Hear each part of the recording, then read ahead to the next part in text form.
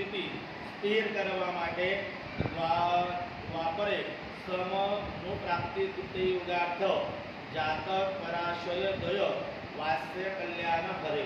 એટલે બદ્રીનારાયણના માર્ગમાં અનેક પ્રયાગ આવે છે. સર્વપ્રથમ દેવ પ્રયાગ આવે છે, ત્યારબાદ શ્રી રામચંદ્રની વિરાજમાન છે, ત્યાં શ્રી રામચંદ્ર વિરાજમાન છે. આગળ જાઓ તો રુદ્ર પ્રયાગ આવે છે, ત્યાં ભગવાન શંકરનો વાસ છે. એના જ પછી ત્રીજું છે અલકનંદા, ગંગા અને મંદાકિની. ગંગાનો જ્યાં સંગમ થાય છે, ગંગા નદી અને મંદાકિની નદીનો અને અલકનંદાનો સંગમ થાય છે, જ્યાં સંગમ થાય છે આગળ જતા વિષ્ણુ પ્રયાગ આવે છે.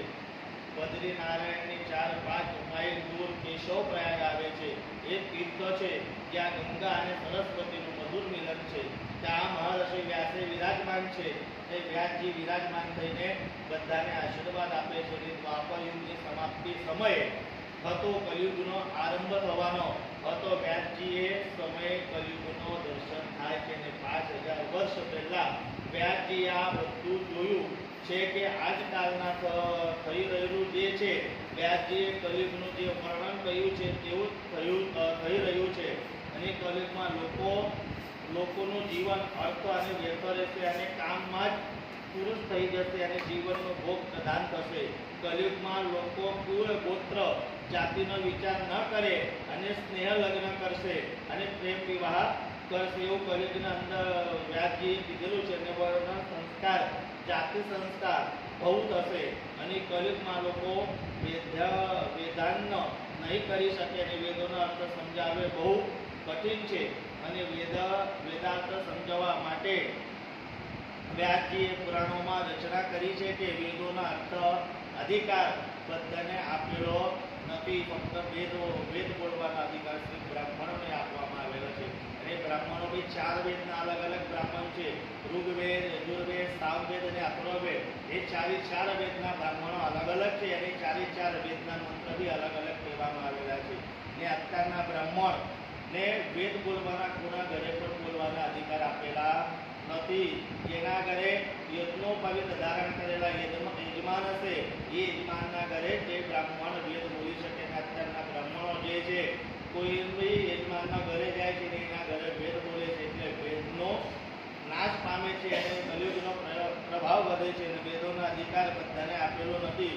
આજકાલ બ્રાહ્મણ દરેકના ત્યાં વેદ મંત્ર બોલીને લાગ્યા છે. એના કારણે બ્રહ્મતેજનો નાશ થઈ ગયો છે અને વેદ શાખા રહિત છે તેનો ત્યાં વેદ મંત્ર બોલવાના ન જોઈએ. તેથી વ્યાસજીએ મહાભારતની રચના કરી છે અને મહાભારતના 5મ વેદ છે. ઘણા લોકો તો એવું સમજે છે કે મહાભારતમાં કૌરવ અને પાંડવ એમના ઝઘડા જ છે અને વ્યાસ નારાયણે શું ઝઘડાની કથા કરવા બેઠા છે કે આ સંસારમાં એવું કોઈ ઘર નથી જ્યાં ઘરમાં મહાભારત થતું ન હોય. બધાના ઘરમાં મહાભારત થાય છે. કદાચ તમને શંકા થાય કે મારા ઘરમાં તો કોઈ દુર્યોધન નથી, દુશાસન નથી, તમે દુર્યોધન દેખાતો નથી, પણ છે રાત્રે 9-10 પછી જાગવું જોઈએ નહીં. પ્રાતઃકાલે 4 વાગ્યા પછી સૂવું નહીં જોઈએ અને રાત્રે 10 વાગે જે સૂઈ જાય છે તે પ્રાતઃકાલે 4 વાગે ભગવાન તેને જગાડીએ છે. અને જગાડવા માટે કોણ આવે છે? ધર્મરાજ આવે છે. અને ભગવાનનો એવો નિયમ છે કે 5 કલાકની નિદ્રા થઈ જાય તો પરમાત્મા જીવનનો જગાડવા આવે છે. અને હવે ઉઠો બહુ થઈ ગયું છે અને ધર્મરાજ ભગવાનના સ્વરૂપે છે અને ધર્મરાજ નારાયણ જ છે. એ નારદ અને વ્યાસ સંવાદ કરવામાં આવે છે. મહાભારતના 8000 પુરાણના અંદર 18 પુરાણના અંદર અને વેદોના વિભાજન મહર્ષિ વેદે વ્યાસે શ્રી કૃષ્ણ દેવયાન હિન્દુ ધર્મમાં તેમને ભગવાન વિષ્ણુનો અવતાર અને ચિરંજીવ માનવામાં આવે છે.